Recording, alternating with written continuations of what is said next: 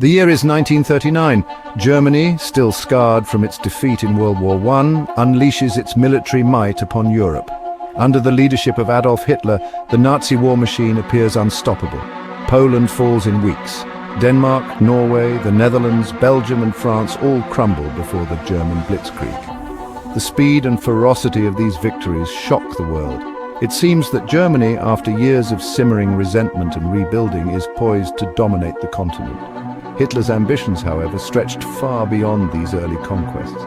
He dreamt of a vast German empire, stretching eastwards into the vast expanse of the Soviet Union. This ambition, coupled with the necessity of fighting a global war against a growing coalition of enemies, would ultimately prove to be Germany's undoing. Fighting on multiple fronts, a strategic nightmare for any nation, sapped Germany's strength and led to its downfall in 1945. Was Germany's defeat in World War II due to Hitler's decision to fight on multiple fronts? Or was it simply a matter of being stretched too thin? Were other factors like Allied industrial might more decisive? Examining key battles and the strain on German resources reveals the impact of the multi-front war. Imagine a boxer facing two opponents at once. Eventually, the constant pressure wears him down. This was Germany's reality. In the east, they faced the Soviet Union's manpower. In the west, they contended with the might of the United States and Great Britain. Hitler underestimated the strain of fighting on multiple fronts. In June 1941, Hitler unleashed Operation Barbarossa, the invasion of the Soviet Union. This was to be the fulfillment of his ambitions, the conquest of living space for the German people. Initially, the invasion seemed to validate Hitler's gamble. German forces, honed by years of blitzkrieg warfare, smashed through Soviet lines, capturing vast swathes of territory and inflicting staggering losses. However, Hitler had made a grave miscalculation. He underestimated the Soviet Union's resolve, its vast reserves of manpower, and its willingness to endure unimaginable suffering in defense of the motherland. As the German advance pushed deeper into Soviet territory, logistical problems mounted.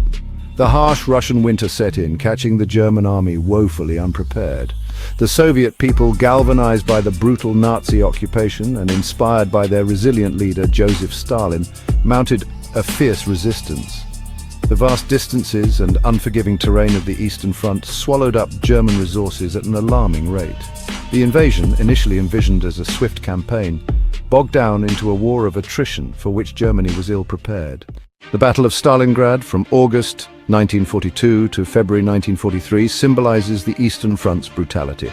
A turning point in the war, fought street by street, it was a battle of wills.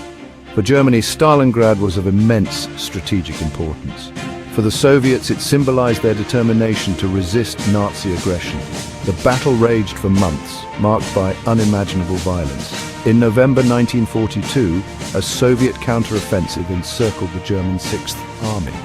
By February 1943, the Sixth Army surrendered, marking a decisive turning point. While the Eastern Front consumed the bulk of Germany's resources and manpower, the Western Front presented its own set of challenges. Following the stunning victory over France in 1940, Germany had turned its attention eastward, leaving a relatively small force to occupy Western Europe and man the Atlantic Wall, a series of coastal defenses intended to repel an Allied invasion. However, the Allies, led by Great Britain and the United States, were far from defeated. The Royal Air Force, battered but unbroken, waged a relentless air war against German cities and industrial centers. The United States, its industrial might fully mobilized, poured resources into the war effort, providing vital supplies to Great Britain and the Soviet Union. The German High Command, acutely aware of the Western Front's strategic importance, faced a difficult dilemma. They needed to maintain a credible defensive force to deter an Allied invasion, but they couldn't afford to divert too many resources from the Eastern Front, where the fate of the war was being decided. This balancing act, made increasingly difficult by the growing strength of the Allies, would prove impossible to sustain. On June 6, 1944, the long-awaited Allied invasion of France finally arrived. Operation Overlord, better known as D-Day, saw the largest amphibious assault in history. Over 150,000 Allied troops, supported by a vast armada of ships and aircraft, stormed the beaches of Normandy, breaking through the Atlantic Wall and establishing a foothold in Nazi-occupied France. The D-Day landings marked the beginning of the end for Nazi Germany. While German forces managed to inflict heavy casualties on the invading Allies, they could not repel the invasion. The sheer scale of the Allied assault, combined with their overwhelming material superiority, proved too much to overcome. Following the Normandy landings, the Western Front became a brutal battle of attrition. The Allies, fueled by seemingly endless reserves of manpower and material, pushed relentlessly eastward, liberating Paris in August 1944 and driving towards the German border. Germany, already stretched thin by the war in the east, could not withstand the pressure on two fronts. While the eastern and western fronts represented the primary theaters of World War II, Germany's military commitments extended far beyond Europe. The North African campaign, fought primarily against British and Commonwealth forces, drained vital resources and manpower. The Battle of the Atlantic, a relentless struggle for control of the sea lanes, placed immense strain on Germany's industrial capacity and hampered its ability to wage war effectively on multiple fronts. Hitler's decision to declare war on the United States in December 1941, just days after the Japanese attack on Pearl Harbor, proved to be a colossal blunder. This fateful decision, driven by a misguided sense of loyalty to Japan and a belief that the United States was already effectively at war with Germany, brought the full weight of American industrial and military might against the Axis powers. The global nature of World War II, with its far-flung battlefields and immense logistical challenges, magnified the strategic dilemma facing Germany. Fighting on multiple fronts, spread across 3 continents and 2 oceans, proved to be an insurmountable challenge for even the most formidable military machine. Fighting on multiple fronts devastated Germany's war efforts. Early victories couldn't sustain a prolonged conflict. The Eastern Front consumed resources unsustainably. German industry couldn't match the Allies. The US became the arsenal of democracy. The Soviets rebuilt their industrial capacity. Industrial disparity shaped the war's outcome. Allies replaced losses. Germany couldn't.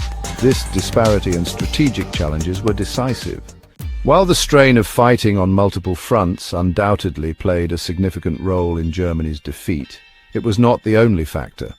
A confluence of other factors, both military and political, contributed to the Nazi regime's downfall.